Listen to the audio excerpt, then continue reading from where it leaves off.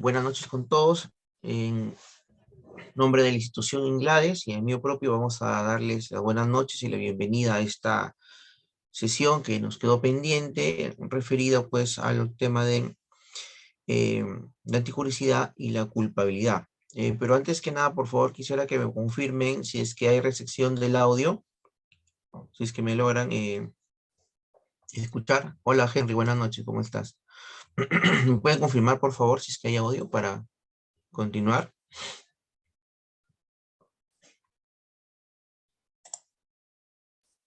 Ok, gracias. Perfecto, Gracias, así. Francisco. Bien, entonces vamos a compartir las PPT que hemos preparado para el día de hoy, ¿no? Bien, en el día sábado nos quedamos hablando de un tema para agotar ya el tema de la antijuricidad. Un tema muy importante, ¿no? Y sobre todo práctico, que todavía, digamos, desde mi parecer al menos, no fue agotado por el Acuerdo Plenario 5/2019 que refería pues al uso de las armas u otro medio de defensa por parte de la Policía Nacional, porque si analizamos el citado acuerdo plenario, el mismo como que se ha limitado a eh,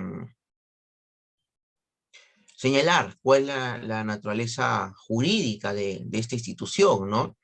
Aunque como hemos visto también en el mismo acuerdo plenario, señala pues que hay diversas posturas en torno a la doctrina nacional, que es importante conocer, porque a partir de ahí podemos nosotros determinar el tratamiento de esta causa de justificación. Es decir, ¿qué cosa es? Es una legítima defensa, un estado de necesidad justificante, un obrar por disposición de la ley, incumplimiento de un deber, etcétera, ¿no? Es importante eso. Aunque fíjense, ya de por sí podemos arrancar señalando que la propia ley, la 31.012, que es la ley que, digamos, trae a colación o modifica el inciso 11 del artículo 20 del Código Penal, señala pues toda una ley, digamos, como su nombre en juris lo llama, de protección policial, ¿no? Una ley de protección policial que, digamos, tiene varios ámbitos. Uno de ellos es el tema penal, en el sentido de que pues establece ya de manera mucho más perfeccionada el hecho de que un policía que cause resultados, muerto o lesiones, con el uso de las armas de fuego u otros medios de defensa, está exento a responsabilidad penal, ¿no? Eso taxativamente lo señala así. Luego, esa política del Estado se va a complementar porque esa ley trae a colación dos aportes más. Uno de ellos es que modifica el artículo 288 referido a las comparecencias con restricciones previsto en el Código Procesal Penal y señala que para el caso de los policías que se vean involucrados en un proceso penal por haber causado un resultado, muerto, lesión, producto del uso de sus armas de fuego, solo se les puede imponer eh, el tema de la comparecencia restrictiva. O sea, no le podemos pedir prisión preventiva a un policía porque ya por mandato expreso de esta ley y por el artículo que se ha incorporado, se ha modificado en el Código Procesal Penal, pues ya hay una norma taxativa. Fíjense ustedes que impide en todo caso pedir la prisión preventiva cuando estemos frente a un caso de estos.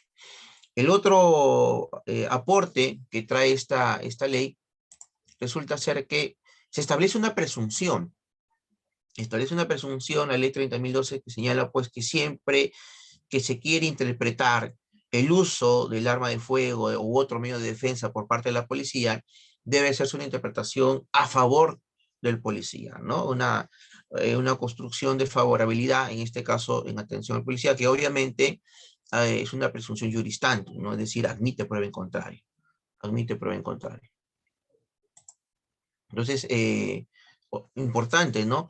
Y finalmente, el otro punto es que señala la propia ley y reconoce que se trataría, fíjense ustedes, de una legítima defensa.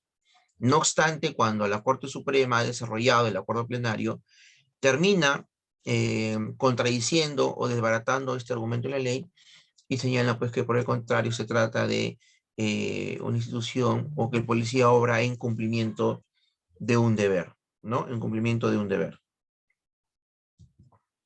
Y el otro aporte de esta ley de protección policial es que se crea la Defensoría Policial o la Defensoría del Policía, ¿no? Es decir, ahora todo policía que se ve involucrado en un hecho delictivo por el uso de su arma de fuego u otro medio de defensa va a contar con el asesoramiento de un abogado, ¿no? Que pertenece obviamente a la institución policial y que va a velar por los derechos del policía, ¿no? Entonces, buenas noches con los que recién se están conectando. Entonces, fíjense, acá está, ¿no? En lo referido a su objeto, en lo referido al objeto, la ley es clara, ¿no? Dice, en estas circunstancias, al ejercer su derecho a la legítima defensa, ojo, ¿no? Y de la sociedad establecido en la ley el principio de razonabilidad de medios, dice, será interpretado a favor del personal policial interviniente. Está lo que yo les digo, no se constituye una presunción de favorabilidad juristante, ¿no? O sea que, digamos que la ley ha querido cerrar todos los caminos en los cuales por ahí puede haber algún desequilibrio en contra del policía, y ya pues con esto prácticamente los jueces se encuentran como criterios normativos al momento de valorar la responsabilidad penal de un policía, se encuentran enmarcados por esto, ¿no? O sea, por ejemplo, esta presunción le va a servir al juez de juicio al momento de ya realizar un pronunciamiento de fondo sobre la responsabilidad penal del policía, porque hay un principio de favorabilidad que, digamos, vendría a ser una variación, una especie de la presunción de inocencia o del principio del indubio pro reo, ¿no? Que, como lo podemos decir, ya está regulado o tiene sustento constitucional, legal y convencional. Pero esta, digamos, presunción es más específica, porque va referida al uso racional del medio empleado. Ojo a eso, ¿ok? O sea, no va en sí al tema de la responsabilidad del todo, del fondo, sino siempre interpretar en los casos en donde haya dudas, que generalmente van a ser la mayoría, porque siempre va a haber la discusión de si el uso del arma que hizo el policía era o no racional en el caso concreto. Pero la ley le brinda al juez una herramienta normativa para decir, bueno, pues si tienes duda, entonces tienes que interpretar que ese uso ha sido a favor digamos, a favor de la razonabilidad. Ha sido un uso racional a favor del policía, que obviamente es un parámetro normativo que ahora tiene que tomar en cuenta el juez, ¿no?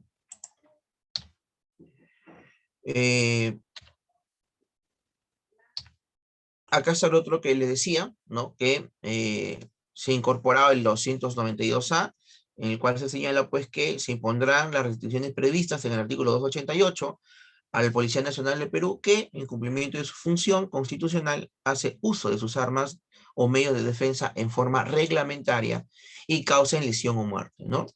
Y fíjense ahí, ¿no? Quedando prohibido dictar mandato de detención preliminar judicial y prisión preventiva. Fíjense qué tal mecanismos de protección, ¿no? Aunque poniéndolos en una línea de interpretación en clave constitucional con el derecho a la libertad, bueno, me parece bien porque en principio criterios normativos como este, por ejemplo, convierten o hacen que el uso de la prisión preventiva realmente sea un uso excepcional, ¿no?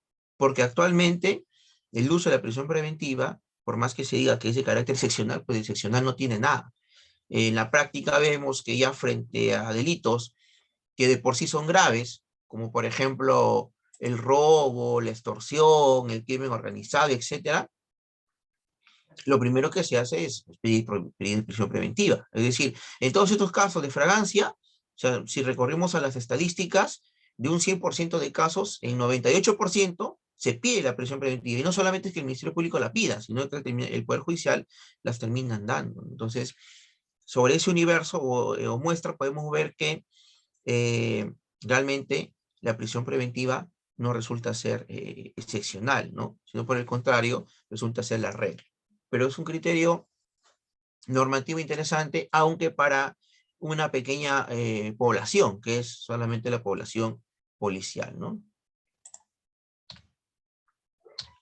Entonces, veamos, ya vamos entrando al tema del desarrollo del acuerdo plenario, pues que si bien es cierto, la ley, como vimos hace un momento, la cataloga como una legítima defensa, el acuerdo plenario con mejor criterio, me parece, y también estoy de acuerdo con la Corte Suprema, termina señalando pues que no es una legítima defensa, sino que en el fondo esta facultad reconocida al personal policial era innecesario, porque ya en el artículo 8 tenemos nosotros el tema del obrar en cumplimiento de un deber, ¿no? Que ya lo hemos visto. Es más, el acuerdo plenario recoge varias posturas académicas muy interesantes de autores muy reconocidos en nuestro medio para apoyar su decisión. Por ejemplo, García Cabero, citan a García Cabero, y él señala pues que la reforma ha sido absolutamente innecesaria porque ya existe una causa de justificación general como es el cumplimiento de un deber, ¿no? Y que hacía ociosa la previsión de este supuesto referido solamente o restringido para el tema de los militares y policías. De la misma opinión es Pérez López, quien también ha señalado pues que existe ya un cumplimiento del deber genérico previsto en el artículo 20, inciso 8, y que también piensa él era innecesario incorporar esa nueva eximente en el Código Penal, ¿no? De igual parecer es el maestro Villavicencio Ferrer, ¿no? Entonces, pero el tema es que el acuerdo plenario, si bien es cierto, tuvo la intención de abordar esta figura, no nos brinda, fíjense, mayores parámetros para que el personal policial, digamos, pueda o no utilizar el arma de fuego en ejercicio de su función, ¿no? O sea, que nos digan que actúa en cumplimiento de su deber, bueno, la verdad que no ayuda casi en nada a solucionar el problema en la práctica, ¿no? Porque en la práctica nosotros queremos saber realmente si es ese uso del arma de fuego, eso no es racional. Entonces habría que indagar y buscar criterios normativos a partir de los cuales podemos construir realmente algunos o obtener algunos presupuestos para poder determinar que el uso del arma de fuego y que el resultado que produjo el policía, digamos, se encuentran dentro del el cumplimiento del deber y que fue un uso racional. Entonces, en ese sentido, sí, ya hemos ido un poco más allá y nos hemos amparado, por ejemplo, hay un solo criterio normativo en toda la legislación que hemos podido revisar de la Policía Nacional del Perú, ¿no? Y está en su reglamento de la Ley Orgánica de la Policía Nacional del Perú, Decreto Supremo 008-2000-IN, que dice el inciso, el artículo 11, inciso 3. Fíjense, dice, poseer, portar y usar armas de fuego de conformidad a la Constitución y normativa legal vigente. Es decir, es uno de los derechos y facultades que tiene la policía. Dice, el empleo de las armas de fuego se hará en forma racional y constituye una medida extrema en el desempeño de sus funciones, dice, debiendo utilizarse solo cuando los otros medios disuasivos no hayan sido suficientes, ¿sí? Y se vea en peligro la vida de otras, y se ve en peligro su vida a lo de otras personas. Fíjense, acá sí encontramos ya nosotros un criterio normativo muy interesante, ¿no? De los cuales podemos sacar dos supuestos. La racionalidad siempre, cuando la analizamos, por ejemplo, como lo vimos en la clase del sábado, en la legítima defensa, en el estado de necesidad justificante, siempre la racionalidad va a pasar por el hecho de utilizar el medio o instrumento que sea menos lesivo, ¿no? Para el agresor, para repeler la agresión. O en, eso es en la legítima defensa. Y cuando estamos hablando del estado de necesidad justificante, también el necesitado, el que va a salvar digamos, la situación de peligro o el estado de necesidad, de igual forma, tiene que elegir la acción o el medio o el instrumento que sea menos lesivo, ¿no? Para el tercero inocente que va a recibir, digamos, el estado sobre el cual se va a ejercitar el estado de necesidad, ¿no? Que es un tercero ajeno al peligro porque él no ha creado el peligro, ¿no? Pero va a soportar la acción del necesitado, que es el que va a terminar sacrificando un bien jurídico de menor valor por salvar un bien jurídico de mayor valor. igual. Entonces esta persona que realiza ello también tiene que elegir de entre todos los medios disponibles que tenga el menos lesivo para los intereses del tercero. Entonces esa es la lógica de la racionalidad. Obviamente aquí acá tiene que tener, seguirse el mismo criterio. No obstante, ya estando en la peculiaridad de estar frente a usos de arma de fuego o medios de defensa, tendríamos que decir que obviamente la racionalidad va a ir empleada o va a ir dirigida en la lógica de utilizar también siempre el medio menos lesivo, ¿no? Siempre y cuando sea suficiente para aplacar la situación de peligro. Es decir, si los policías cuentan otros medios, y ese es, y ahí viene un paréntesis, el gran problema de nuestro país, que nuestra policía no tiene otros medios, digamos, que sean igualmente efectivos, pero menos lesivos, ¿no? Me estoy refiriendo a otro tipo de armas no letales, por ejemplo, usar balas de goma, por ejemplo, utilizar las pistolas de carga eléctrica, que terminan por reducir a los intervenidos, a los agresores, pero no les genera mayor daño, al menos no les va a quitar la vida. Entonces, eso sí, hay una, digamos, necesidad, hay una deficiencia por parte de nuestro Estado que no ha invertido, ¿no?, en estas armas no letales, que es lo que debería ya hacerse una buena inversión y habilitar a todo el personal policial con este tipo de armas no letales, y vamos a terminar reduciendo justamente eh, el índice de estos casos, pues, ¿no?, de muertes producidas a mano de los policías. Entonces, por ahí también hay un déficit ya de tipo logístico, de tipo operativo. Entonces, uno de ellos obviamente va a ser la racionalidad. Pero el otro elemento, que es el que va a desencadenar el uso de las armas de fuego, definitivamente lo va a hacer que se encuentre en peligro, ojo, por eso es una medida extrema, que se encuentre en peligro la vida del efectivo policial o de terceras personas. Eso es importante porque mientras no se presente esta situación, mientras no se encuentre en peligro la vida del efectivo o la vida de otras personas, el policía no está habilitado a causar una lesión o causar la muerte de otra persona. Ojo, ojo con esto. Es un criterio normativo que está en la propia ley policial. Ahora, se habilita, se presenta la situación de peligro para la vida del policía o para la vida de un tercero. Entonces, ahí él queda habilitado a utilizar el arma de fuego. Pero ahí viene el segundo criterio. ¿Cuál es el segundo criterio? Que tiene que hacer un uso racional. Ahora, racional va a llevar a lo siguiente. A su vez tiene dos presupuestos. Que dentro de todos los medios utilice el medio menos lesivo para el agresor.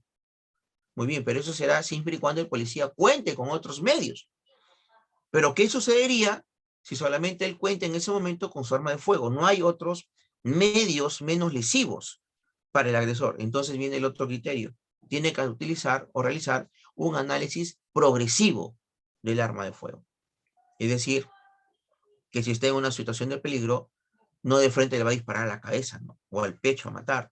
Tendría que ser un uso progresivo, a la pierna, al brazo, disparos al aire, disuasivos, etcétera, de acuerdo a las circunstancias. ¿Ok? Y entonces yo acá he podido sacar algunos criterios que me parecen tienen sustento normativo, ya eso no está en el acuerdo plenario, tienen sustento normativo y pienso yo que sí podrían servir como base o direccionamiento judicial para que el juez valore si realmente el policía actuó o no dentro de un cumplimiento del deber amparado especial o específico, amparado en el inciso 11, artículo 20 del Código Penal, ¿no?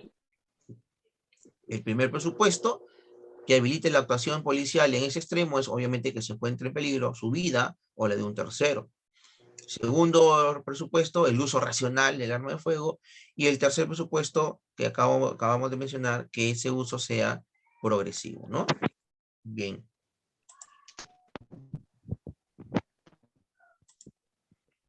Esta parte sí es importante y esto sí está en el acuerdo plenario.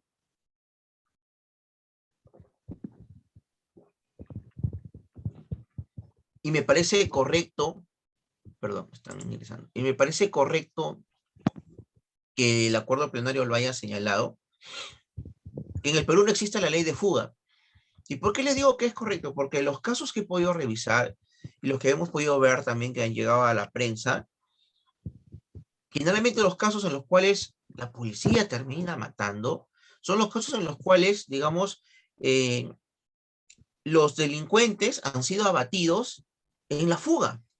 Fíjense ustedes, o sea, la policía llega, los delincuentes empiezan a huir, empiezan a correr, y ¿qué hace la policía? Dispara a diestra y siniestra, ¿cierto? Y los termina matando. Entonces, ahí venía el debate. Ahora, si nosotros utilizamos los criterios que hace un momento acabamos de señalar, que están por acá, si nosotros utilizamos estos criterios, que dicho sea de paso, han sido extraídos de la ley orgánica de la Policía Nacional, de su reglamento, veremos pues que si el policía ya está, si el delincuente ya está fugando, entonces ya no hay ese estado de necesidad o esa situación de peligro o situación extrema para la vida del policía. Ya no hay ese riesgo, porque ya está fugando, ¿no? Para empezar. Entonces, si esto es así, ya no se habilitaría, fíjense ustedes, la necesidad del policía para utilizar el arma de fuego, digamos, en ese nivel de matar, o con esa necesidad de matar, porque ya no está en riesgo su vida. Por lo tanto, también, si disparas a alguien que está huyendo, que está corriendo de espalda, ¿no? Ya no hay un uso racional del arma, porque tampoco estás utilizando el medio menos lesivo para el agresor.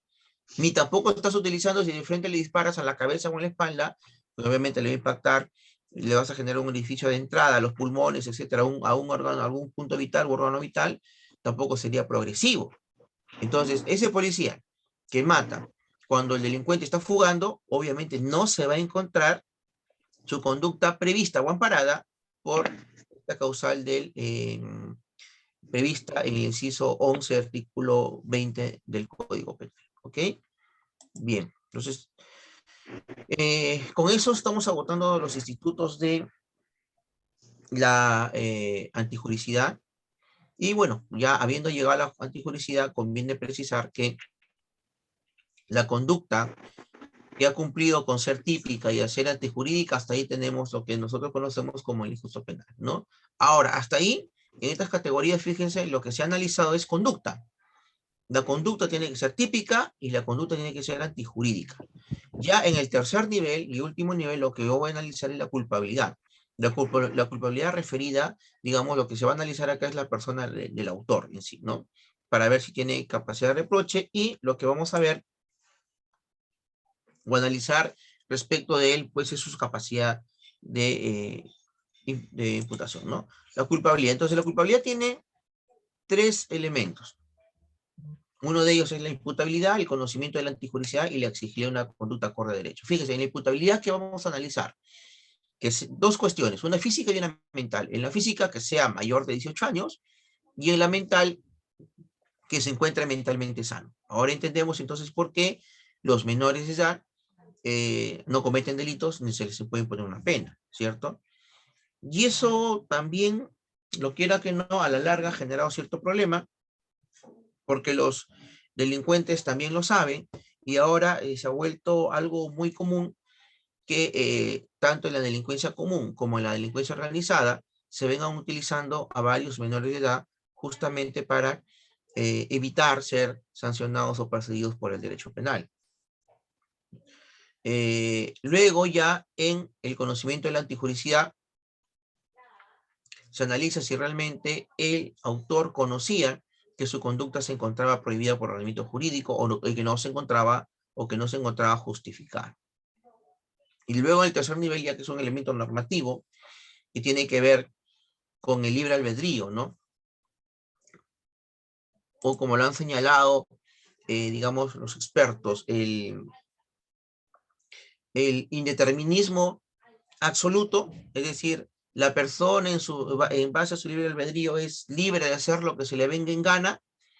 O dos, un determinismo fuerte. No, es que la persona realmente no es libre y no puede hacer lo que se le venga en gana, porque siempre está limitada, lo quieran o no, a varias circunstancias o varias variables de tipo internas, como su formación, sus sentimientos, y de tipo externa, ¿no? Como por ejemplo la sociedad, la religión, la familia, etcétera. Pero lo cierto es que no existe una realidad, una libertad absoluta, ¿cierto? No podemos hacer lo que se nos venga en gana. En principio somos libres, sí, pero para hacer las cosas que se encuentran permitidas dentro de la sociedad. Entonces tenemos un libre albedrío, de alguna forma, entre comillas, limitado por el propio ordenamiento jurídico. Entonces, de ahí viene el hecho de que si la persona, en base a su libre albedrío, pudo haber tenido la opción de elegir entre dos conductas, es decir, entre decidir si roba o no roba, si mata o no mata, y termina eligiendo él por matar, pudiendo haber elegido la otra conducta, entonces quiere decir que esa conducta es objeto de reproche penal. El derecho penal sí le va a reprochar, le va a reclamar, le va a exigir por qué no realizó la otra conducta, no, si es que tenía la opción de elegir. Ahora, si solamente tiene una forma de comportarse, si no tiene otra opción y solamente le queda como opción o como camino cometer el delito, entonces el derecho penal sí le va a excluir la culpabilidad porque él no tenía otra forma de comportarse más que la de consumar el delito, ¿ok? Pero vamos a ir viendo esto un poquito más detallado. Y entonces ahí están los que tienen los famosos inimputables, ¿no? Los menores de edad, los que tienen anomalía psíquica, grave alteración de la conciencia, grave alteración de la percepción. Esto es algo importante, a ver, vamos ya a un tema que es muy recurrido, ¿no? ¿Qué pasa con el retraso mental, con aquellos autores acusados que llegan a los tribunales y que rápidamente los abogados invocan el retraso mental de sus patrocinados? ¿Qué pasa con esto, no? Que obviamente tiene que ver directamente con la imputabilidad, con el tema de estar mentalmente sano. Y la Corte Suprema se ha visto en la necesidad de emitir pronunciamientos porque, digamos que se había instaurado una práctica que no era la correcta, una práctica judicial que no era la correcta. O sea, ¿qué pasaba? Los abogados antiguamente, rápidamente invocaban, presentaban medios de prueba, pericias psiquiátricas, en las cuales se evidenciaba que su patrocinado evidenciaba un cierto retardo mental. ¿Y qué hacían los jueces, sobre todo los jueces de primera instancia de varios distritos judiciales? Procedían de forma automática a absolver, ¿no? Ah, no, que el acusado, conforme se ha acreditado con la pericia psiquiátrica, tiene retardo mental. Entonces, absuelto, absuelto, absuelto, ¿no? Las salas también, ojo, las salas también. Sobre todo hay una parte de nuestro país donde yo he podido indagar, muchas salas confirmaban estas sentencias absolutorias también en ese sentido, ¿no? Alegando que el acusado reviste un retardo mental, pero sin hacer mayor análisis técnico de lo que implica un retraso mental. Porque, ojo, para una causal de inimputabilidad es que la persona comete el delito, ojo, pero que se encuentra alejado de la realidad, es decir, que no entienda, ¿no?, lo que está haciendo, que no entienda que está cometiendo un delito. Por ejemplo, un caso declarado de esquizofrenia paranoide y ese tipo de cosas, ¿no? Que científicamente está corroborado, pues, que en efecto las personas viven alejadas de la realidad.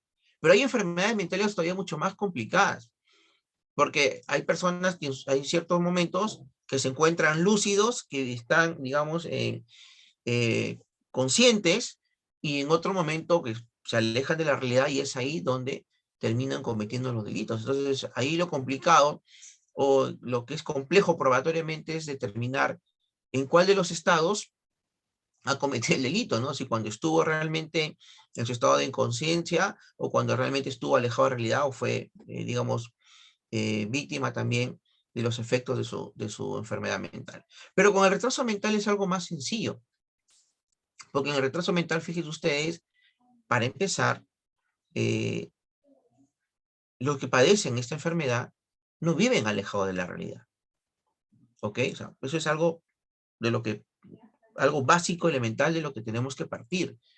Los que tienen retardo mental no se alejan de la realidad. Y es más, tendríamos que analizar qué aspectos de su bagaje cognitivo, ¿no?, ha afectado ese retraso mental, porque el retraso mental puede ir dirigido a diversos aspectos del ser humano. Puede ser que vaya a aspectos de aprendizaje, de corte matemático, de corte literario, retraso en la forma de razonar, pero que no le impiden, igual tarde o temprano, entender, digamos, las cosas. Entonces, si es así, la persona sí es imputable. ¿Qué ha dicho la Corte Suprema? Tenemos un caso muy importante. Miren.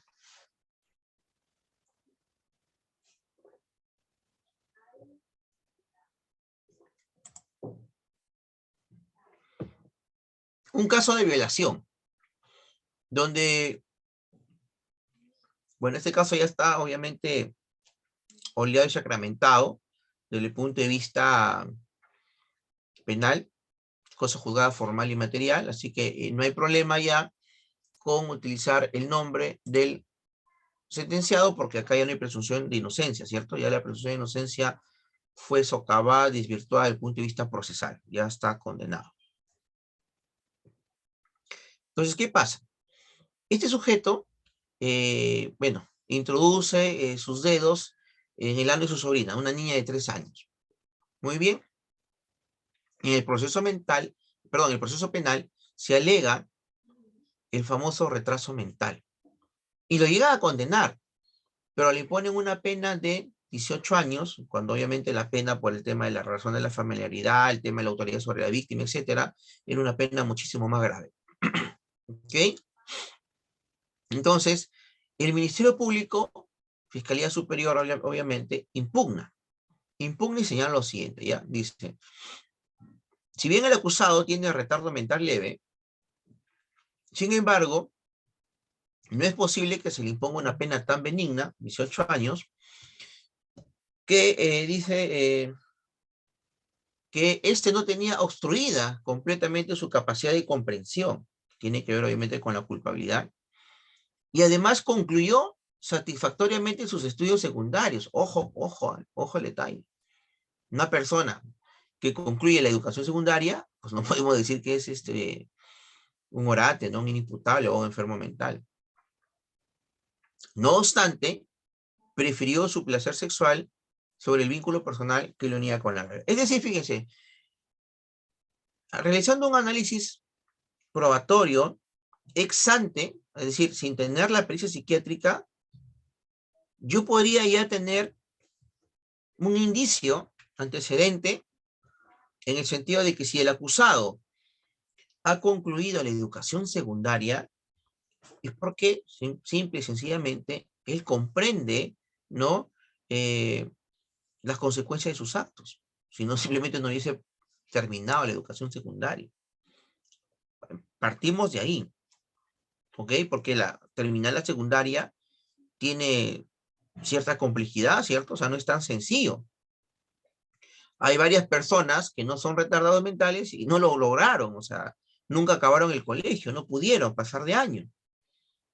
No obstante, estamos frente a un caso de una persona, de un acusado que tiene retardo mental y han culminado el colegio. O sea, imagínense, por ahí, ojo, un indicio antecedente. Muy bien, pero ahora vamos a la parte técnica, ¿no? Vamos al tema de la pericia psiquiátrica que concluyó que el retardo mental leve, lo vamos a compartir, de este acusado, fíjense, en realidad estaba referido a ciertas áreas del conocimiento asociados a su capacidad de aprendizaje. Es decir, que era lento para aprender algunas cosas, por ejemplo, como la matemática, ¿no? Pero veamos qué dice el recurso de nulidad.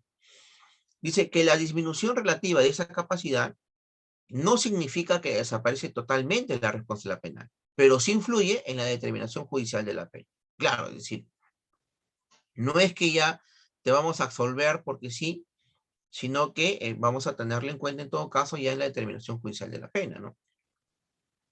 Fíjense, en este último caso se tiene que analizar su presencia en la determinación del comportamiento del sujeto activo del delito y tendrá que flexibilizarse su aplicación en determinados casos para no incurrir en generalizaciones, que era lo que se venía haciendo, inadecuadas que conlleven a disminuir sanciones significativamente y se afecte la real capacidad de culpabilidad del imputado. Esta parte es importante. Perdón, está ingresando. Dice que para el efecto se debe verificar la naturaleza que precede a la disminución mental Y si la afectación, ojo, la afectación, o sea, el retardo, se encuentra directamente vinculado con el hecho. Es decir, que si producto de la pericia psiquiátrica se llega a determinar que la persona sí podía entender, comprender qué es lo que implica un acceso carnal con su víctima, entonces no, por más retardado que sea, no le va a ser, no se le puede, digamos, aplicar ese beneficio. Ojo, ojo con eso. ¿Por qué? Porque el retardo no está afectado a esa área de su conocimiento. ¿Ok? Afecta a otro tipo de sus aspectos cognitivos, pero no eso. Por lo tanto, eso no merma su capacidad de reproche. ¿Ok? Eso es lo que nos quiere decir, digamos, la Corte Suprema, ¿no? Y dice, pues su incidencia en la estructura cerebral puede estar proyectada sobre determinados aspectos, ojo, en tanto solo logra trastocar áreas de aprendizaje o se proyecta sobre comportamientos delictivos. Si el retardo mental se llega a determinar que sí cubre, se proyecta sobre temas delictivos, ahí sí le tenemos que aplicar, digamos, las atenuantes, ¿no? Atenuantes, tampoco es que se excluye definitivamente la culpabilidad, sí las atenuantes. Pero si eso no es así, entonces tampoco le podemos aplicar o beneficiar con una atenuación, ¿no?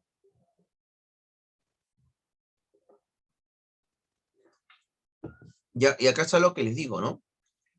Dice que de la lectura de las instrumentales se advierte que el retardo mental leve se diagnosticó antes de los 18 años de edad y afectó básicamente sus funciones intelectuales en áreas de concentración, fíjense, comprensión de órdenes complejas y destrezas académicas, lo que le venía diciendo, ¿no?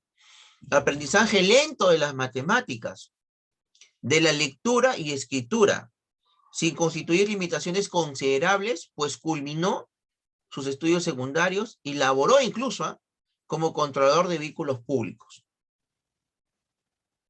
Lo que significa que para poder llegar a ese nivel de estudios y realizar esa labor, la persona ya sabe leer, escribir, conocer las operaciones básicas e intermedias de las matemáticas, que en ese contexto no se evidencia que esa imputabilidad disminuida haya afectado notablemente su capacidad de conocer el injusto de su actuar y determinarse conforme a ese comportamiento.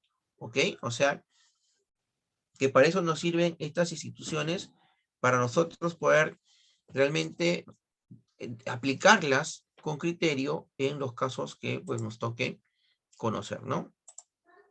Acá hay otra ya del Santa, ¿no? En donde igual también se señala que dice, la imputabilidad implica salud mental, lo que hemos dicho porque estamos analizando la imputabilidad, actitud psíquica de actuar en el ámbito penal precisamente al cometer el delito.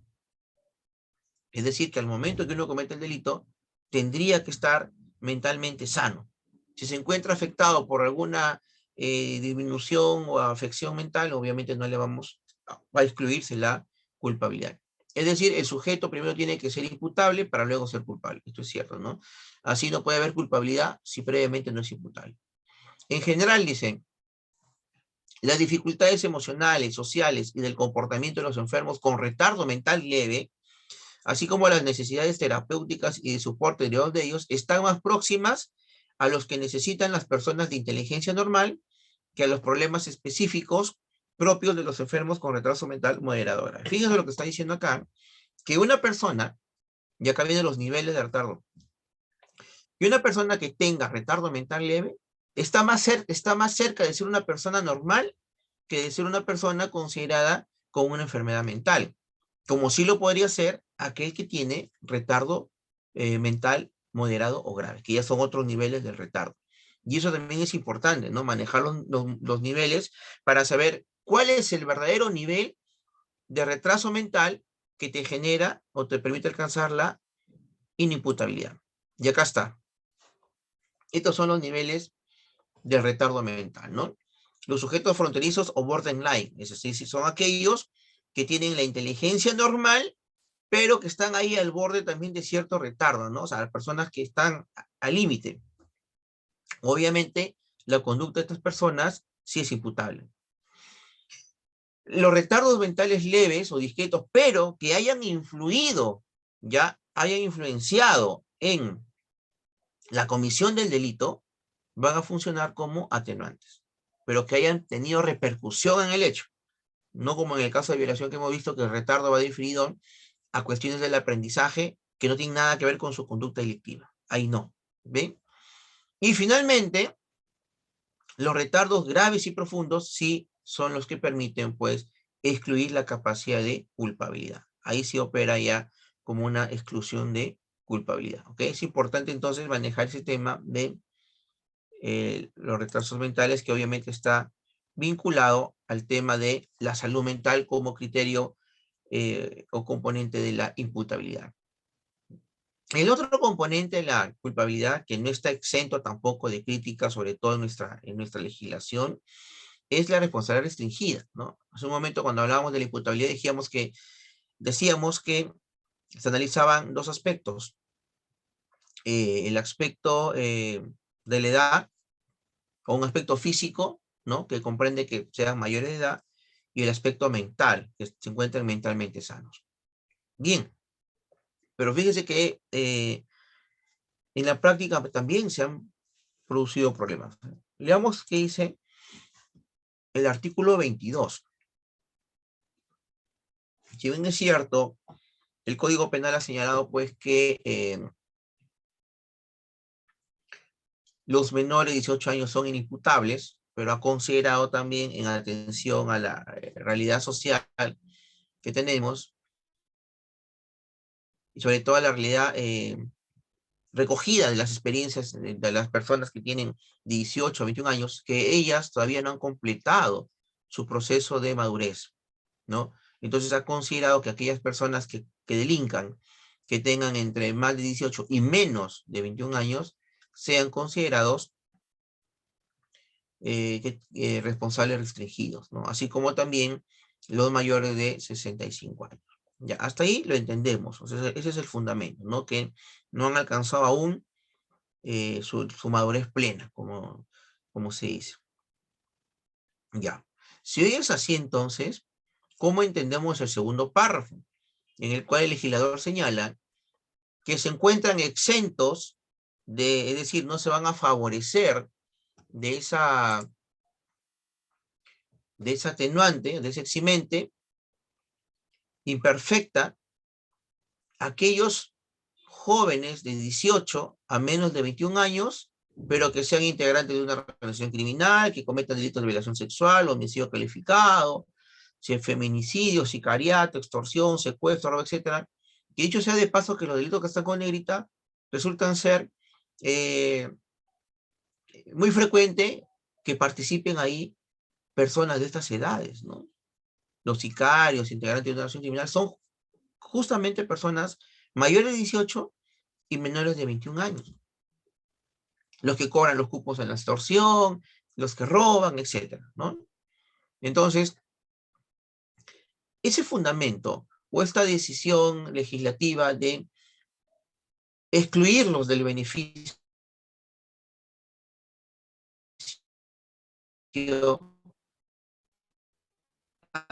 estos jóvenes de 18 y 21 años que participan en estos delitos, ¿se encontrará justificado? ¿Será realmente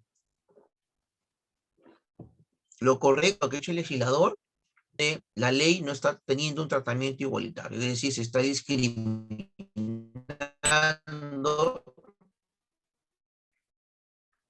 a estos jóvenes que cometen una cierta clase de delitos que para el legislador considera que son graves. Bueno, lo cierto es que sí, hay un tratamiento desigual por parte de la ley, porque de pronto un joven de 19 años que cometió un homicidio simple, le van a beneficiar con el tema de la cimiento imperfecto o la rebaja de la pena, perdón, y otro joven que ha cometido un sicariato, también de 19 años, no lo van a favorecer, ¿ok? Entonces, el que realizó el homicidio simple dirá, bueno, yo resulté beneficiado, y el otro no, pero los dos tenemos 19 años, o sea, ¿cómo es esto? ¿Por qué él sí, por qué a mí no? Entonces vamos a decir, claro, pero sí hay una diferencia, ¿no? hay diferencia, porque cuando hemos dicho la responsabilidad restringida, ¿no?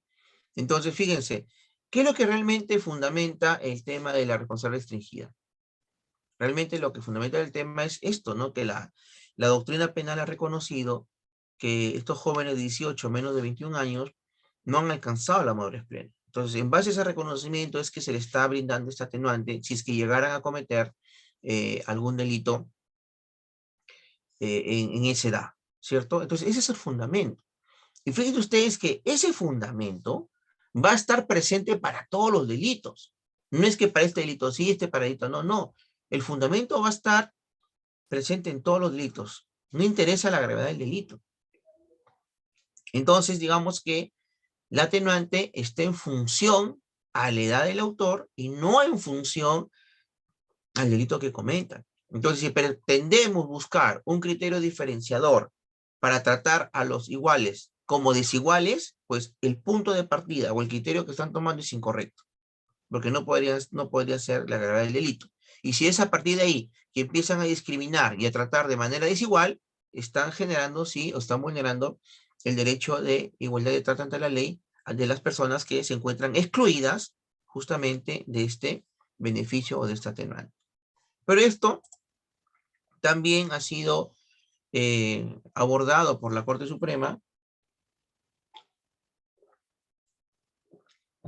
a través de un acuerdo plenario, ¿no? Porque realmente resultó preocupante cómo lo venían aplicando, y es que en Trujillo era así, ¿no? El juez, es bien difícil encontrar un juez que te haga, por ejemplo, un control de constitucionalidad de la ley, ¿no? Un control difuso. Es bien difícil, como dice, que hay que ser no solamente macho, sino que además hay que tener los argumentos necesarios y suficientes para realizar un control difuso de una ley penal.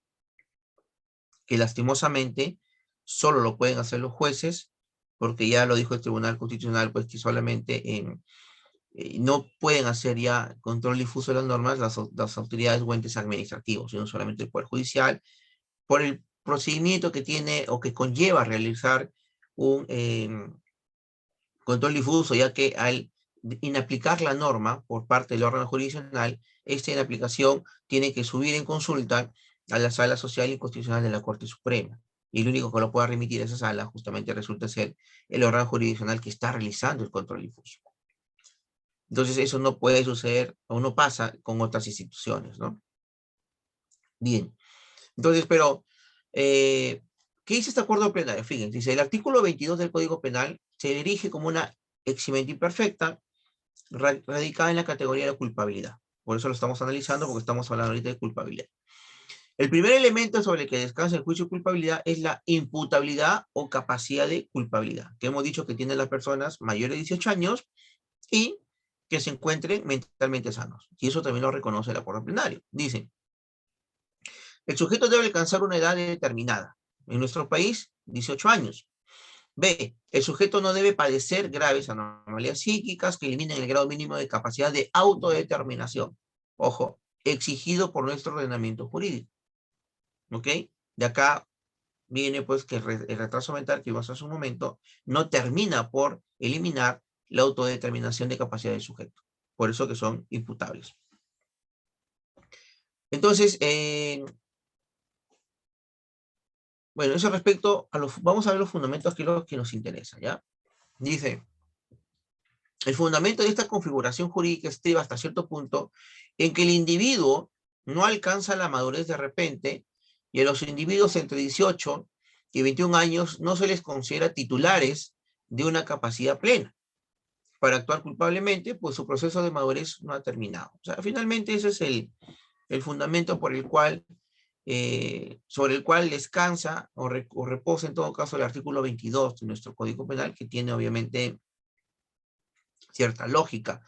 Si vamos ya a una experiencia personal o las máximas de la experiencia en todo caso, pues es fácil concluir que justamente estos jóvenes, pues de 18 a menos de 21 años, todavía están en ese proceso, en ese cambio de madurez, ¿no? O sea, no, va a ser bien difícil encontrar un joven de 19, 20 años que digamos que es una persona madura, ¿no? O sea, es bien complicado. Entonces yo creo que la norma va acorde con el desarrollo mental de estas personas, de este tipo de esta población etaria, ¿no?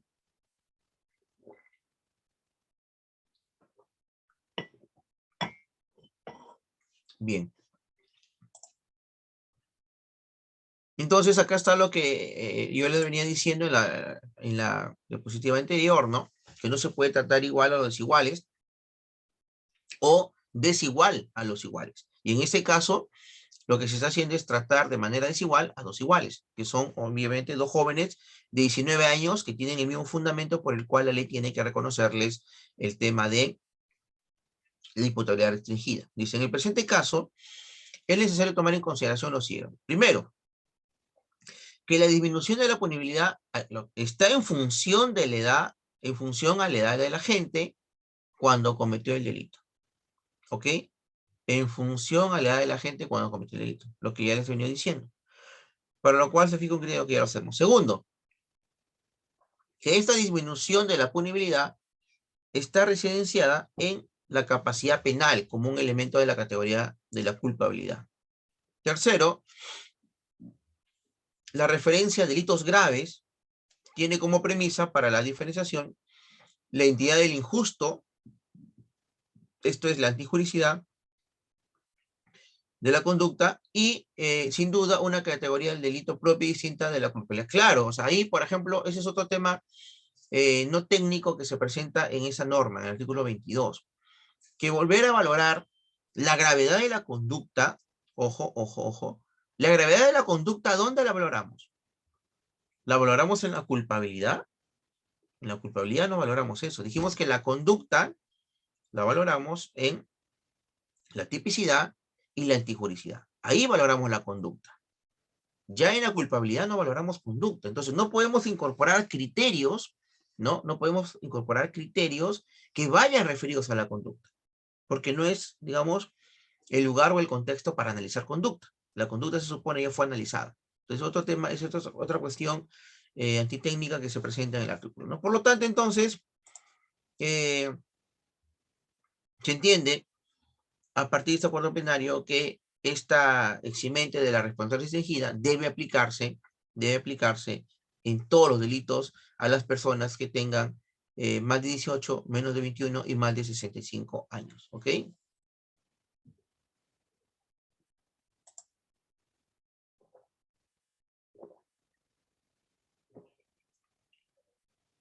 Finalmente, la Corte Suprema pues culmina y dice, ¿no? Que eh, responde a la pregunta en todo caso. ¿Es posible entonces una discriminación en el supuesto de hecho del artículo 22, ¿no? Del Código Penal basado como pauta de diferenciación o no? Entonces la Corte Suprema dice que la respuesta es negativa. La ley incluye una discriminación no autorizada constitucionalmente. O sea, se está afectando el principio de la igualdad en su manifestación a la igualdad de trato ante la ley, ¿no? La antijuricidad penal se refiere a las conductas que son contrarias a las normas que rigen el derecho penal, mientras que la culpabilidad se circunscribe al sujeto que comete esa conducta, ¿no? Respecto al que debe afirmarse que actuó pese a estar motivado por una tiende al hecho cometido que dijimos, tipicidad, antijuricidad, y la otra a las circunstancias personales del sujeto, ¿ok? Bien. El conocimiento de la antijuricidad también es importante. Dentro de estos tenemos pues el error del error de prohibición, y esto es debido a que, por ejemplo, cuando el autor tiene que conocer que su comportamiento se encuentra prohibido por el ordenamiento penal o el ordenamiento jurídico. Es por esto que cuando en una legítima defensa se produce una legítima defensa putativa porque el agresor o el defensor, perdón, el que ejercita la legítima defensa, considera que va a ser víctima de una agresión legítima aparente, ¿no? Y él actúa y se defiende cuando realmente no existía ninguna agresión. Esos casos de legítima defensa putativa se van a sancionar como un error de prohibición. ¿Por qué? Porque el autor actuó creyendo que su conducta se encontraba justificada por el derecho, cuando no era así. O sea, creyó que él podía ejercitar una legítima defensa porque se estaba defendiendo de una agresión ilegítima que dicho sea de paso, nunca existió, ¿no? Porque no, la agresión ilegítima era aparente, ¿no? Entonces, en esos casos, pues, el error de prohibición, la legítima defensa se va a resolver como un error de prohibición. Y luego también tenemos, obviamente, el error de comprensión culturalmente condicionado, ¿ok? Clases de error de prohibición. El error de prohibición directo y el error de prohibición indirecto. El directo es el que ya conocemos, ¿no? La persona desconoce que su conducta se encuentra prohibida por ordenamiento jurídico. Casos hay un montón, sobre todo cuando vienen extranjeros al Perú, vienen personas de Países Bajos, en los cuales, por ejemplo, la venta de la droga está permitida, ya digamos, la venta de drogas no es un tema prohibido, está legalizado, y creen que, pues, en nuestro país también ocurre lo mismo, ¿no? Finalmente, son detenidos por la policía y ellos señalan, pues, que pensaban que como en su país está permitida la venta de drogas, creían que acá también era algo normal y por lo tanto empezaron a hacer ello, ¿no? O el tema del aborto, que en otros países también es un tema totalmente válido, totalmente legal. Vienen dos personas extranjeras, se someten a las prácticas abortivas y justamente en ese momento eh, cae un operativo y en plena práctica del aborto detienen pues a la ciudadana extranjera y también al padre del niño, ¿no? Ellos podían alegar que estaban practicando el aborto porque pensaban que era algo, digamos, que no se encontraba prohibido en nuestro país. Otro caso también puede ser el tema del usuario cliente, ¿no? Una persona dice, bueno, voy a tener relaciones, acceso carnal con una menor de 18 años y alguna vez en una clase de derecho me dijeron que ya las adolescentes mayores de 14 años pueden disponer de su libertad sexual. Entonces no hay problema de que yo me embarque o me involucre en un acceso carnal con una menor de 18 años y mayor de 14, y lo hacen, ¿no? Pero a través de la modalidad de usuario-cliente, es decir, bueno, se dedicaba a la prostitución. Ahí hay problemas porque esa conducta sí se encuentra sancionada por el derecho penal, pero de pronto el autor actuó en error pensando que la conducta se encontraba permitida porque ya era mayor de 14 años y era con la voluntad, en este caso, del adolescente, ¿no? Claro que a cambio le iba a dar un dinero. Entonces, bajo ese contexto, él creía que su conducta se encontraba permitida y finalmente termina actuando un error de prohibición directa. El error de prohibición directa es cuando el agente sí conoce que su conducta está prohibida, pero cree que actúa bajo un estado o bajo una causa de justificación, como el ejemplo que les puse hace un rato, ¿no? Legítima defensa putativa, eh, que se va a resolver con, digamos, como si fuera un error de prohibición, ¿no? Bueno, este caso es interesante. Hay un adolescente de 13 años que tiene acceso carnal con un joven de 18, ¿ok? 13, 13 años y 11 meses. Y el joven tiene 18. Eran enamorados, ¿no? Se conocieron, son enamorados, tienen acceso carnal, los padres se enteran, lo denuncian al joven. Bueno, él puede decir, sí, claro, yo tuve acceso carnal, pero ella era mi enamorada, es mi enamorada. Y fue voluntario, yo no la he obligado, ella querido, y todo fue voluntario, ¿no?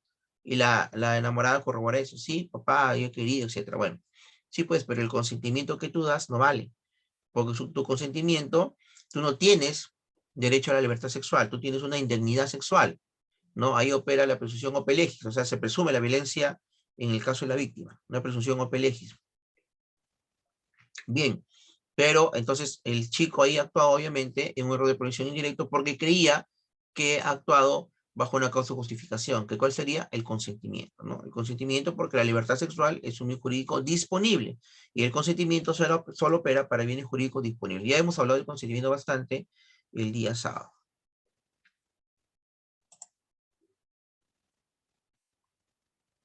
Vamos a ver algunos casos, ¿ya? Para ver cómo la Corte Suprema los ha venido trabajando y ver cómo aterrizamos la institución. Dice, a ver,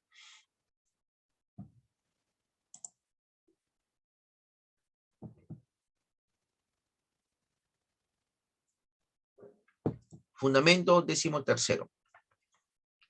Si el hecho es típico y antijurídico, dice, pero existe un error en la creencia de que la conducta era legítima, defender sus terrenos de los intrusos, y este pudo ser superado fácilmente por una conducta diligente, se considera el error de prohibición vencible.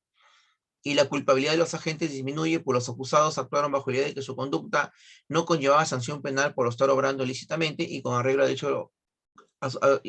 derecho como protectores de su patrimonio criminal. ¿Qué pasó acá? Un fiscal fue a realizar un acto de investigación, una constatación, obviamente con las partes involucradas en el tema, en el proceso, y los comuneros de ese sector terminaron pues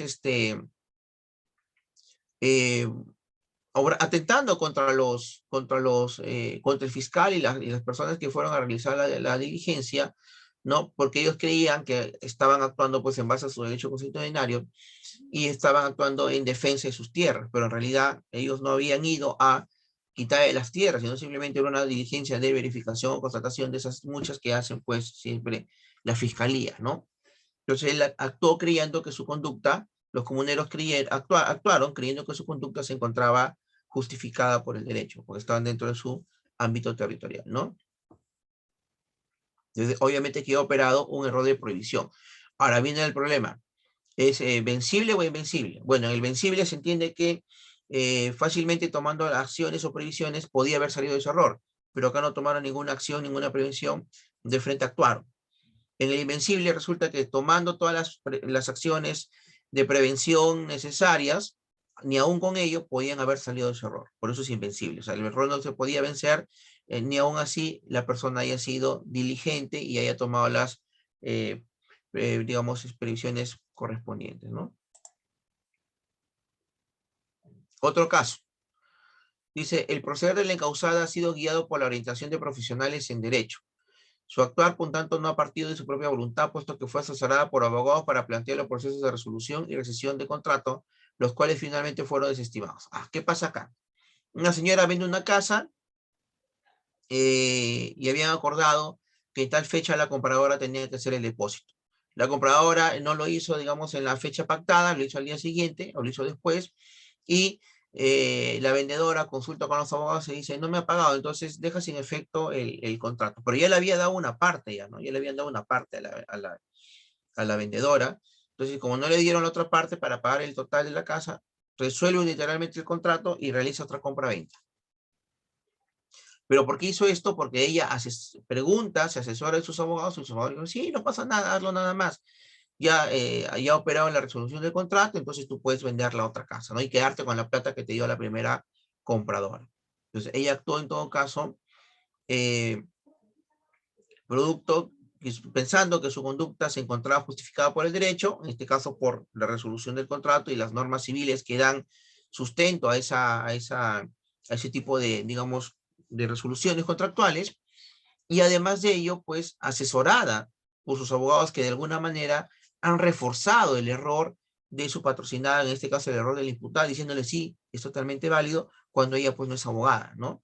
Entonces, quienes digamos, contribuyeron o reforzaron ese error, era ella. Y ahí sí el error es invencible. ¿Pero por qué es invencible? Porque ella, fíjense, ha tomado las previsiones del caso, ha sido diligente, ha consultado con sus abogados. Y si consulta con sus abogados y los propios abogados le dicen que está bien, entonces ya no se le podría pedir más, ¿no? O sea, el derecho penal no le podría pedir que sea más diligente de lo que ya fue.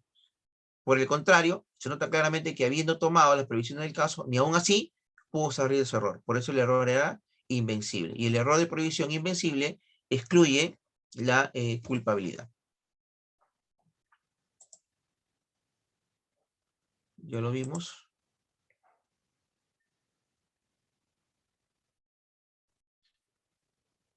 Este pues es el mismo, creo. Sí, es el mismo. El error de prohibición culturalmente condicionado. También, fíjense acá, obviamente esto se basa ya o tiene como fundamento al derecho consuetudinario, ¿cierto? A la costumbre. La Corte Suprema se vio en la necesidad también de tener que realizar un acuerdo plenario porque, de mi punto de vista, muy, muy, muy interesante y muy importante, porque en aquella población, digamos, conformada por los campesinos, los nativos, se estaban generando problemas muy serios, digamos que se había vuelto ya algo muy, muy frecuente la violación de las menores de edad. Y se justificaban, ¿no? Estas conductas eran justificadas justamente por la costumbre, por el derecho constitucional. Y los jueces de primera instancia solamente se estaban limitando a determinar y verificar la condición del imputado o del acusado. Es decir, verificaban si el acusado era de tal comunidad campesina, de tal comunidad nativa, entonces dijeron, ah, bueno, en esos lugares su derecho constitucional habilita que las niñas de 11, 12, 13 años puedan iniciarse tempranamente en la actividad sexual, que los matrimonios sean arreglados entre, entre el imputado, ¿no? O el agresor sexual y los padres de la niña, que el agresor sexual pueda pagar por la niña, ¿no? Que el agresor sexual pueda robar a la niña para posteriormente decir, me voy a casar con ella o va a ser mi mujer y con eso solucionamos el tema, que son prácticas, fíjense ustedes, muy arraigadas, ¿no? Y antiquísimas en esa población, ¿no? En la población campesina y nativa. Pero ojo, el empoderamiento que ha venido surgiendo a la mujer y la flexibilización que ha venido, digamos, experimentando el machismo, también se ha producido a la interna de esas sociedades. Es decir, al interno de las comunidades nativas y campesinas también han sentido el estremezón del empoderamiento de la mujer. Entonces, ahora ya no son esas prácticas de robar a la mujer, de los matrimonios arreglados, de que el hombre coja a la fuerza a la mujer y luego ofrezca casarse con ella, etcétera, ya no se ven al interno de la propia comunidad nativa o campesina como prácticas o costumbres legitimadas por parte de su población. Por el contrario, son rechazadas, porque las mujeres integrantes de esa comunidad nativa o campesina se sienten también, digamos, vistas como un objeto sexual, como un objeto cualquiera, como una mercancía de cambio, y pues que obviamente trastoca su dignidad como mujer, como persona. Entonces, ¿qué venía pasando en los estrados judiciales? Lo mismo, ¿no? El juzgado llevaba un caso de violación, el abogado muy astutamente decía, no, es que mi patrocinado es de tal comunidad campesina, de tal comunidad nativa, y ahí pues tienen esta costumbre. Ah, entonces absolución, absolución. Entonces la Corte Suprema ha dicho un momento, las cosas han cambiado, ¿no? Entonces lo primero que se va a determinar es que no basta que el juzgador se limite a determinar que realmente esta persona proviene de una comunidad nativa o campesina. Y no basta tampoco con que en el proceso exista una pericia antropológica que determine esa condición. Se requiere algo más. La pericia antropológica debe ir dirigida no solamente a determinar que la persona sea parte o forme parte de tal comunidad campesino nativa, sino sobre todo tiene que ir a analizar el derecho consuetudinario, tiene que ir a analizar la costumbre y determinar si esa práctica sexual, si ese exceso carnal del agresor sexual con una menor de edad sigue siendo legítima dentro de esa sociedad, dentro de esa comunidad. Si sigue siendo avalada, si sigue siendo vista, sobre todo por las mujeres, obviamente no le van a preguntar a los varones, ¿no? Por las mujeres de esa comunidad, como una práctica que ellas aceptan propia de su tradición, de su costumbre, entonces esa práctica está legitimada. Pero si la pericia antropológica determina que analizada a las mujeres de esa comunidad o analizar la costumbre que existe dentro de esa comunidad, obviamente a partir de lo que sientan, manifiesten o expresen las integrantes de la comunidad y rechacen esa práctica ancestral, quiere decir que ya como costumbre perdió legitimidad, como costumbre se flexibilizó, como costumbre perdió peso dentro de la comunidad y por lo tanto ya no puede ser vista como una práctica socialmente aceptada dentro de esa comunidad.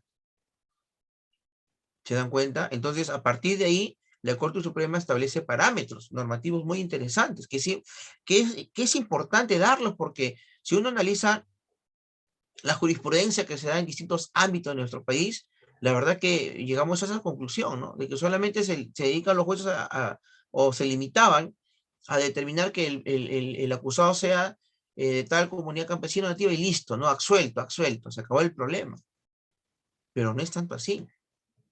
Ahora se exige la existencia de una pericia antropológica que determine que él pertenece a tal o cual comunidad nativa o campesina. Uno. Dos. Además exige que la pericia antropológica determine si esa práctica o ese acceso carnal deviene o no deviene de una costumbre, de un derecho constitucionario que es aceptado, legitimado por las propias integrantes de la comunidad. Me refiero a las mujeres integrantes de esa comunidad.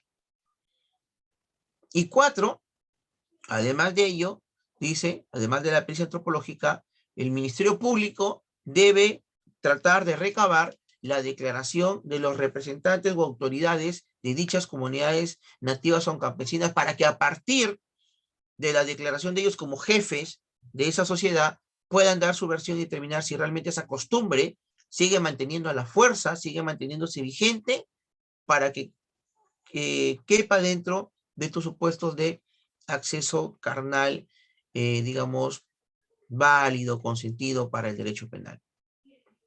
Lo que estamos convencidos que ya no es así, ¿no? Porque de los estudios antropológicos que han hecho muchos autores en diversas comunidades nativas incluso y campesinas en este país, pues obviamente que la mujer está rechazando y negando esas costumbres. O sea, claro, ¿a quién le va a gustar que negocien tu vida, ¿no? Que te busquen marido, que te sometan a un acceso carnal contra tu voluntad? O sea, eso ya es algo muy retrógrado, algo primitivo, ¿cierto? Entonces, esas costumbres definitivamente ya están decayendo. Entonces, esa es la importancia de este acuerdo plenario, ¿no? Ya luego ustedes lo pueden revisar más tranquilamente en su casa, que yo, bueno, les sugiero que lo lean, es importante, ¿no?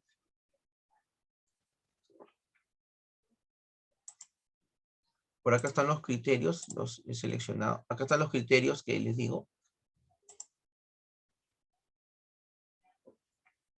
Están los criterios. En el punto 16 revisan y tienen el tema. El tercer elemento es la exigibilidad de una conducta acorde a derecho.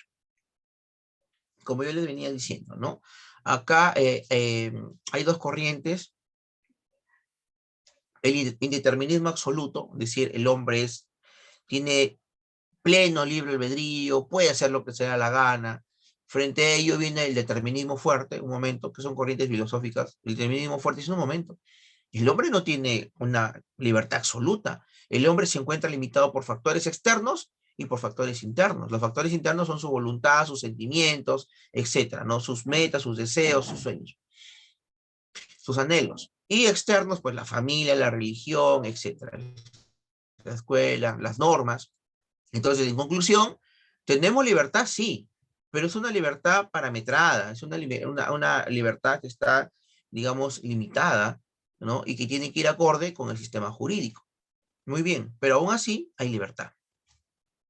Ahora dice el derecho. Si en ese estado de libertad tú tienes la oportunidad de elegir entre robar y no robar, y elegiste robar, entonces yo te voy a sancionar. Ahí sí, yo te puedo imputar la conducta, porque pudiendo tú elegir en base a tu libre albedrío entre no robar y robar, elegiste robar. Entonces a ti sí te sanciono, a ti sí te imputo la conducta, tú sí tienes, digamos, capacidad de reproche. ¿Entienden? Entonces por ahí va el tema de la exigibilidad de una conducta acorde a derecho. El bien insuperable ya es un tema muy conocido por todos. Ejemplos hay un montón en los cuales pues el sujeto que experimenta el miedo insuperable no tiene esta opción de elegir entre cometer el delito o no cometer el delito. Por el contrario, el estado de necesidad es tan fuerte que le genera este miedo insuperable que lo termina llevando a cometer pues el delito, ¿no? Entonces no tienen la capacidad de elegir entre cometer el delito, entre delinquir o no delinquir, solamente le queda delinquir. Y si está, digamos, cometiendo un delito bajo ese estado, entonces tampoco, pues, se le va a exigir Se le va a exigir una conducta, otro tipo de conducta para estos casos, ¿no? El ejemplo de esto es el ejemplo de la tabla de Carnades, ¿no? Dos personas, un barco naufraga, dos personas quedan vivas en el mar, hay una tabla flotando, pero solamente puede mantener el peso de una persona. Entonces, obviamente que los dos están en esta necesidad, los dos tienen el bien insuperable, y solo uno de ellos puede sobrevivir, porque a uno de ellos solamente soporta la tabla. ¿Qué quiere decir eso? Que uno va a terminar matando a otro, ¿no? Hay un caso muy interesante que leí en la jurisprudencia americana antigua, en la época digamos, donde estaba muy de moda el tema de los piratas, en los cuales eh, un barco es atacado por piratas y logran escaparse solamente en un bote pequeño, algo de 8 personas. Pero de las 8 personas, 4 habían sido heridas por los piratas, pero igual los otros compañeros que estaban bien, los ayudaron. Los ayudaron y lograron escapar. Llevaron varios días, digamos, a la deriva, en alta mar, y estando heridos, pero con vida, era obvio que ya no iban a sobrevivir. No obstante, uno de los 4 vio que la comida o la poca ración que habían subido al bote para sobrevivir se le estaba acabando, porque una cosa era que coman 8 y otra cosa es que coman 4. Entonces uno de ellos dice, mira, si le seguimos dando de comer a ellos, igual se van a morir, porque mira cómo están, y estaban con infecciones avanzadas y todo el tema, ¿no? Estaban moribundos. Igual se van a morir, entonces vamos a gastar comida. Mira, si le damos de comer ahorita, tenemos comida solamente para 2 días.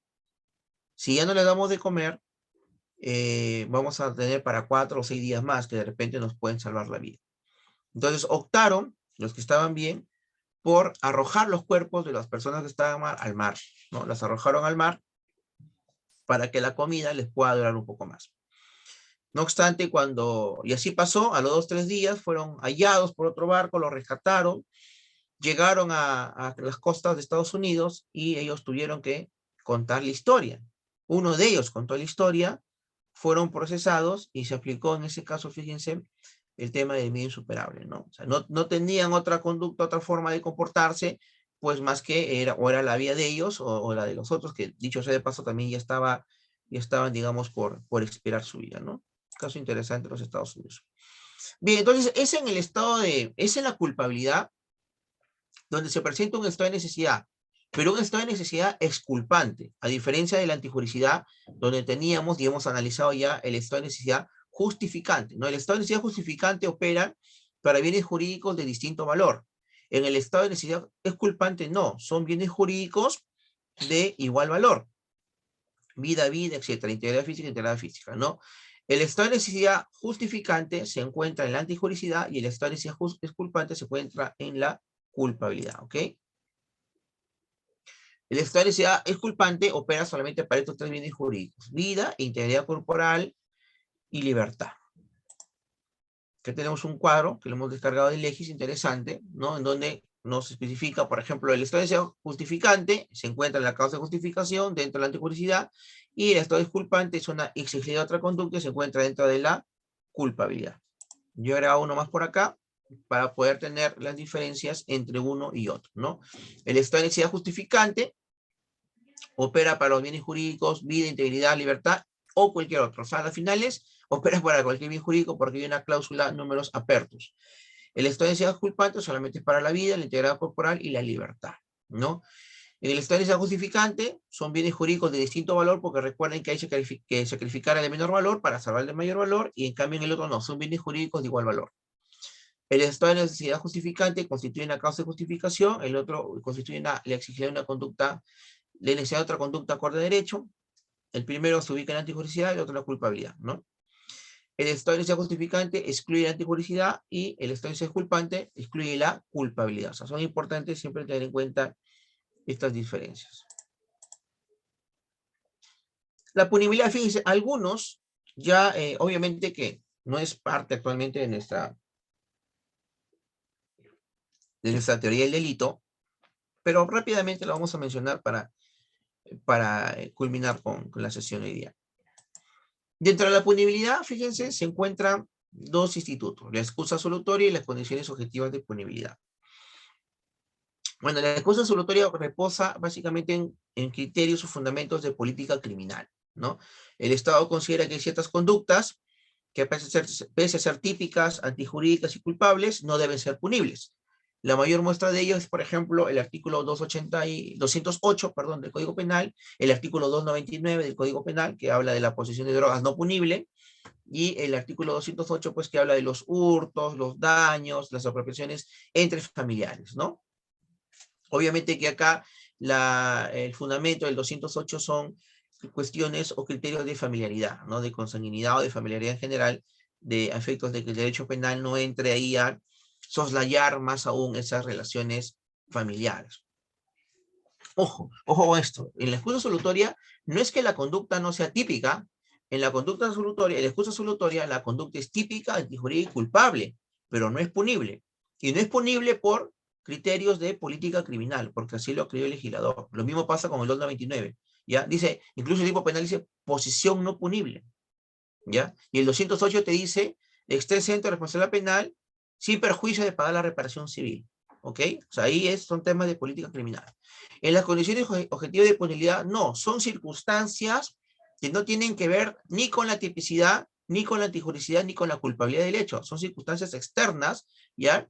Que están generalmente vinculadas a la consecución de resultados para alcanzar la punibilidad, para alcanzar la sanción. Algo así, fíjese, como cuando explicamos nosotros la primera versión, el día sábado hablamos de la primera versión de la teoría del delito elaborada por Frank von Linz, en la cual él había construido, y gracias a él le debemos la teoría que tenemos ahora, que es la que ha sido mejorada, donde él señala pues que para Frank von Linz el delito era aquella conducta, ¿no? Antijurídica, culpable y punible. Recuerda, ojo, la punibilidad aparece en la primera versión de la teoría del delito de la historia del derecho penal, elaborada por Frank von Linz. Frank von Linz, para Frank von Linz, delito era toda conducta antijurídica, culpable y punible. No había la tipicidad.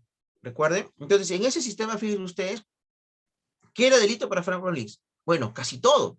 Porque conducta antijurídica podía ser desde, a ver, en nuestra sociedad actual, desde pasarse una luz del semáforo en rojo, botar basura en la calle, no pagar una deuda, incumplir un contrato, hasta matar, todo era antijurídico, porque lo antijurídico es aquello que contradice el ordenamiento jurídico. Entonces, todo era antijurídico. Entonces, que como quedaba muy abierta, ¿no? Esa teoría del delito. Luego tenemos que analizar lo siguiente, que la conducta sea antijurídica, y cualquier cosa puede ser antijurídico.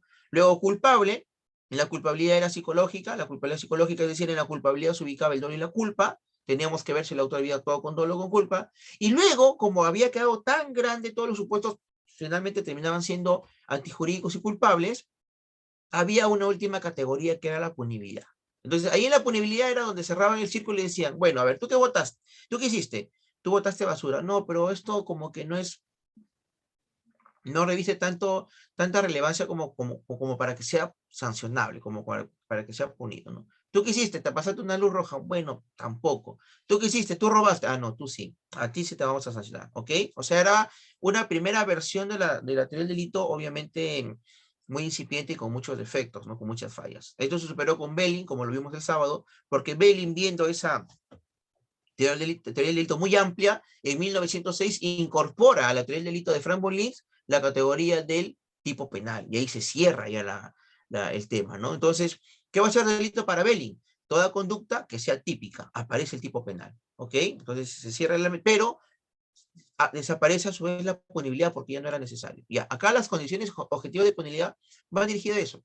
Son circunstancias ajenas a la antijuricidad, ajenas a la culpabilidad, pero que sí tienen que estar presentes para poder alcanzar la punibilidad. Ejemplo, el artículo 427 del Código Penal, ¿no? Que señala el uso de documentos públicos o privados. Dice, el que utiliza, usa, etcétera, un documento público será sancionado si pudiera generar un resultado, fíjense. Ahí en ese tipo penal se ha consignado una causa objetiva de punibilidad. Es decir, no basta con que hayas tú realizado la acción típica de jurídica culpable, sino que además ese delito, porque hasta ahí el delito, tiene que haber generado un resultado. Si no alcanza ese resultado, entonces no es punible. ¿Ok? Bien, hasta ahí.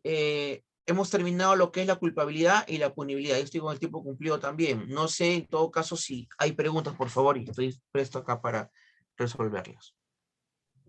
Doctora, buenas noches. ¿Tiene alguna pregunta, comentario o inquietud que quisieran hacer llegar al ponente?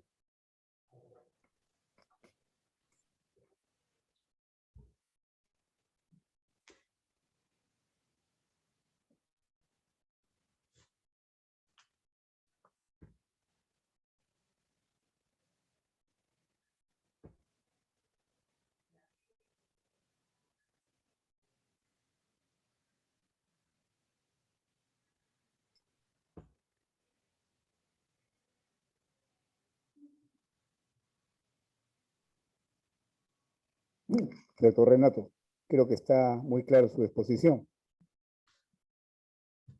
Hola. No sé, si hubiera alguna inquietud, yo estoy presto a resolverlo, no hay problema con ello.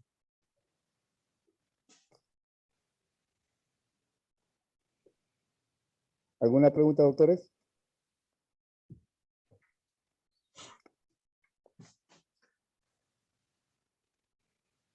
Doctor En todo Renato. caso, Henry, yo No hay te pregunta. voy a agradecer la invitación y también a los doctores haberse conectado el día de hoy, habernos acompañado en estas jornadas. Henry, te voy a hacer llegar en un momento, por favor, la diapositiva para que Correcto. tengan ahí los doctores conforme vemos que era el día sábado. Muy bien, doctor Renato. Bueno, doctores, si no hay preguntas, culminaremos la sesión de hoy. Agradeciendo la participación del doctor Renato Vargas, que a pesar de las limitaciones del tiempo, PNL, Trujillo Pucallpa, pudo cumplir con el compromiso asumido. Y a cada uno de ustedes por su esfuerzo de participar este fin de semana en el curso presencial, a pesar también de la velocidad del tiempo, ¿verdad? Llovió fuerte. Bueno, doctores, nos vemos en la siguiente sesión del miércoles. Doctor Renato, una vez más, mi agradecimiento. A ustedes también. Gracias. Muy buenas noches. Cerramos la sesión de hoy. Gracias, Henry. Un fuerte abrazo. Cuídense. Un Igualmente, abrazo doctor. para todos. Cuídense mucho. Permiso. Igualmente. Hasta luego.